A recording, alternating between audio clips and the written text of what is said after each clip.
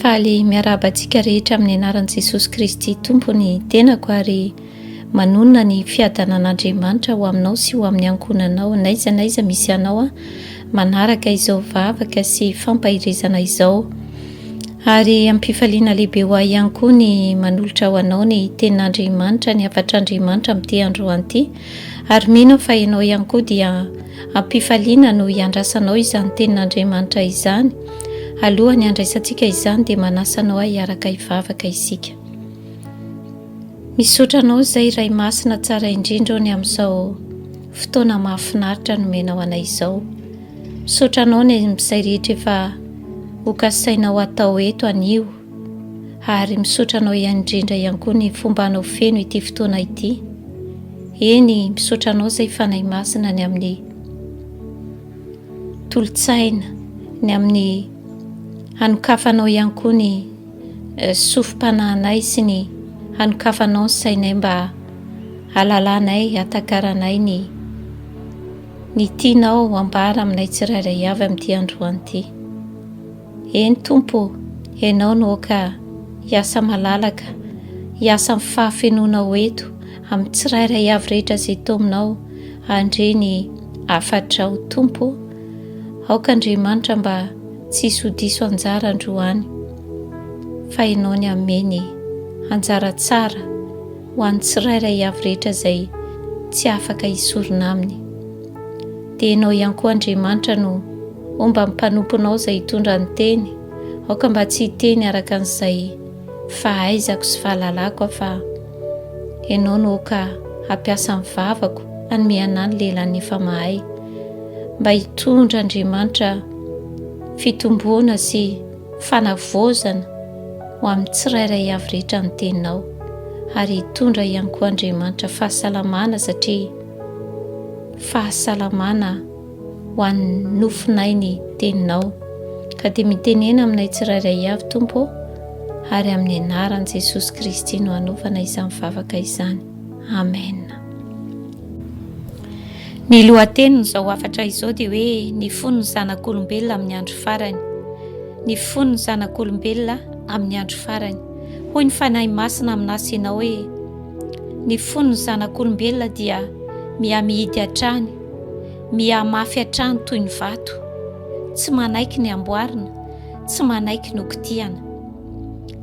Ny olona iray rehefa teo amin'izao tontolo izao dia fo vato ny fony. Fa rehefa tonga izy zanak'Andriamanitra no finoana an'i Jesosy Kristy, dia nesorin'Andriamanitra ilay fo vato fa nomeny fo nofo izy, nomeny fo vaovao izy.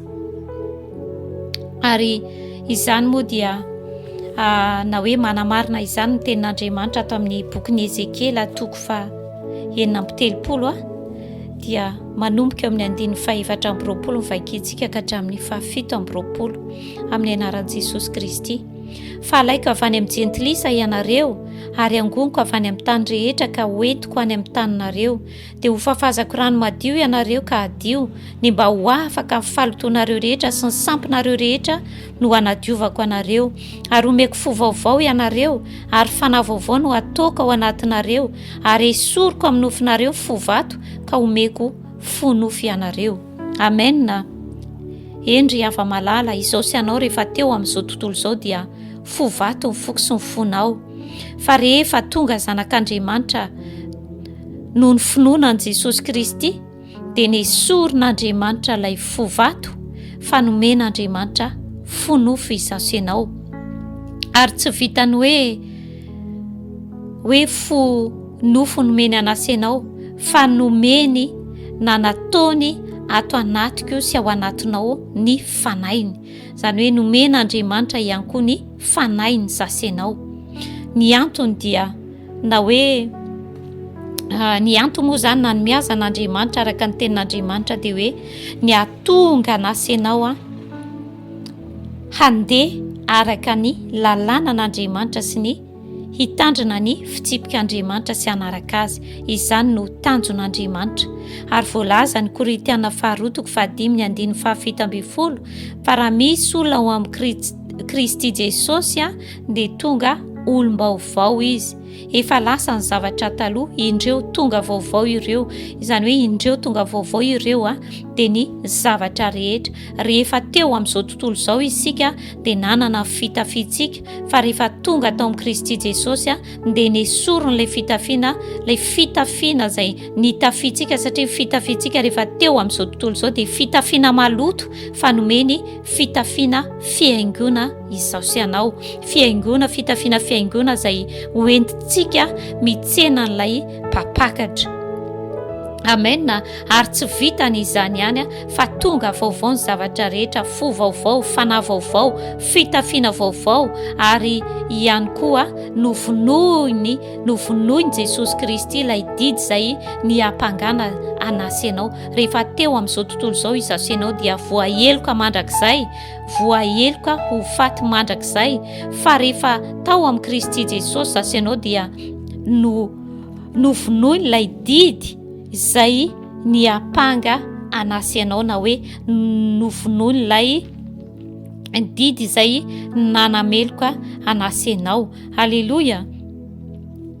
Endry afa-malala, raha ny foniny olona n'izao tontolo izao miavato hatrany sy mihidy hatrany dia te hilaza aminao hoe normal izany. Fa amin'ity androany ity dia ny tiany fanahy masina ampahafantarina anasy ianao dia ny fon'ny kristianina mihitsy ny miavato, ny fon'ny kristianina mihitsy mihidy. Ary manoloana n'izany hafatr'Andriamanitra izany sy fampitandremana indrindra ny amin'ny fotsika izany dia tena hoe mandinika ny tenako, mandinika ny foko manokana.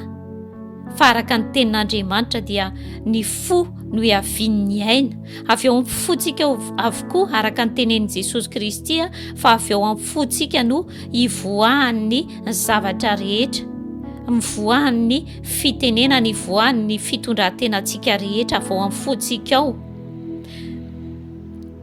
Ary nilaza ny tenin'Andriamanitra fa ny fon'ny olombelona dia azafady milaza ny fanahy masina fa ny fon'ny kristianina dia mihidy.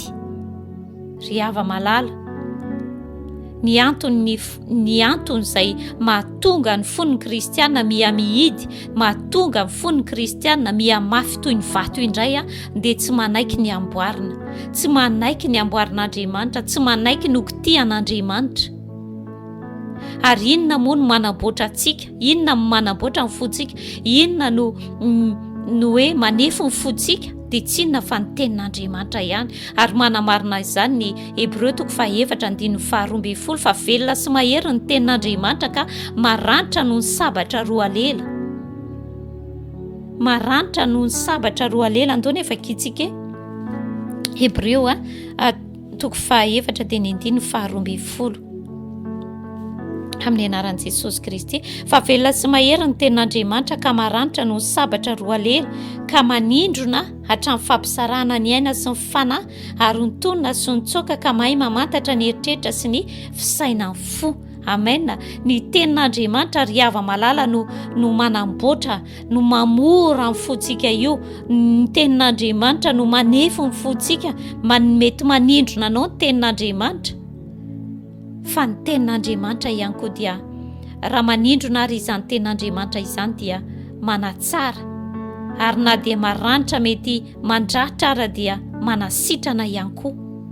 Ary voalaza ny Jeremia 3:7-7 hoy ny tenin'Andriamanitra, tsy tahaka ny hafa va ny teniko Jehova, ary tsy tahaka ny kanota manoritory vatolampy va?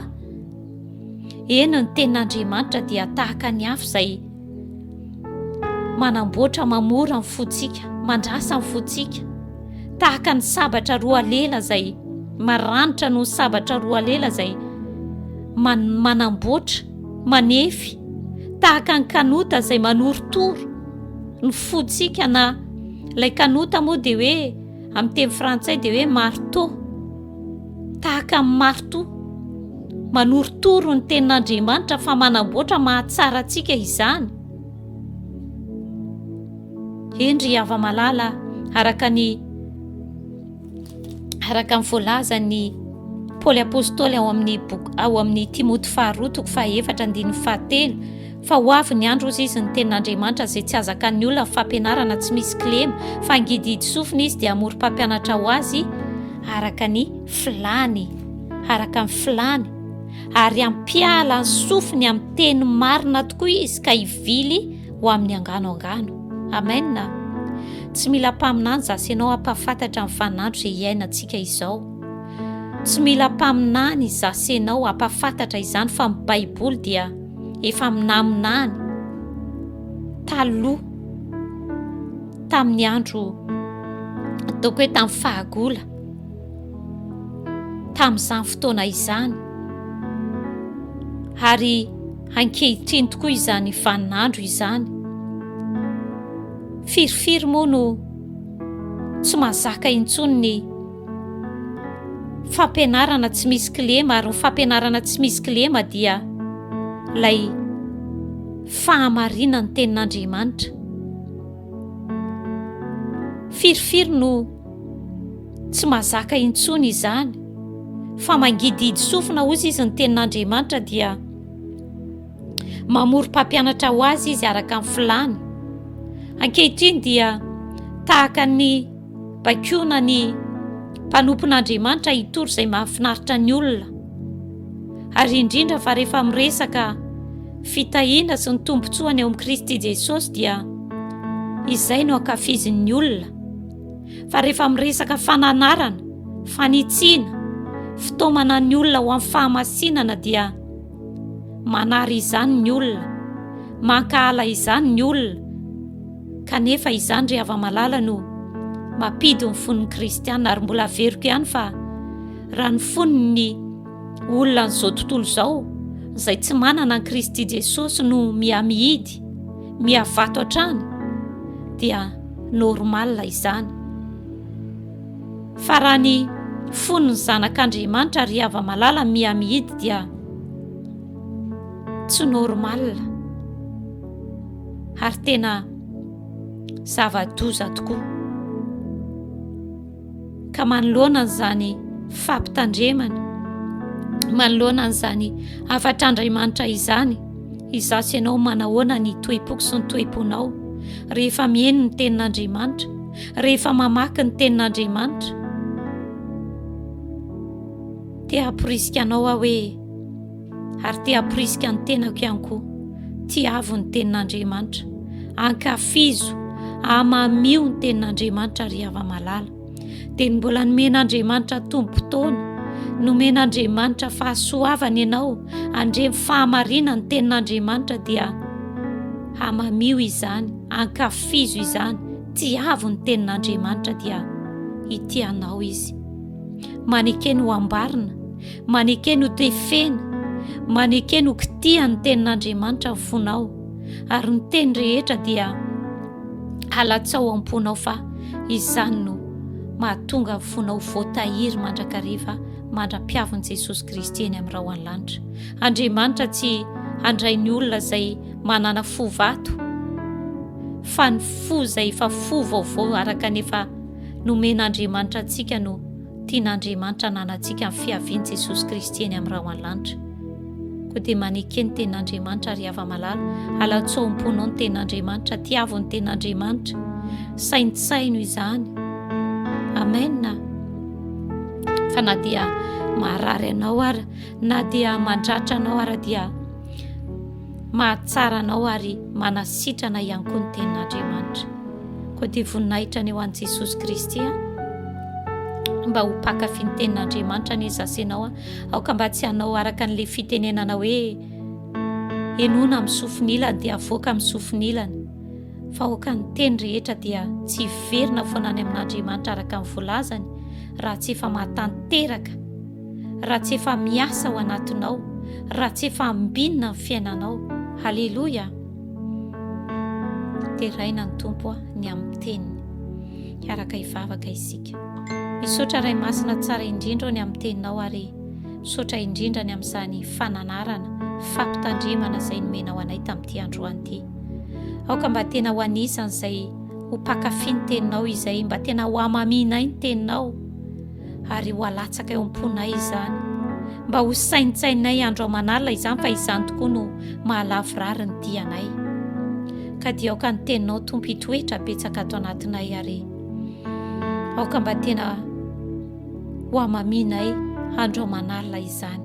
Aoka mba anaiky izay no tefena, anaiky izay no amboary ny teninao, ary na dia hoe manindro nanay ny teninao tompo, fa aoka mba ho ekenay ampifaliana sy ampitiavana izany. Ho voninahitry ny anaranao. Ampio izay fanahy masonao, meo anay na ampitomboy aminay ny fahasoavana fanay makatosy manaraka ny didinao sy ny fitsipikao. Voninahitra ny ety ho an'i Jesosy Kristy. Amen.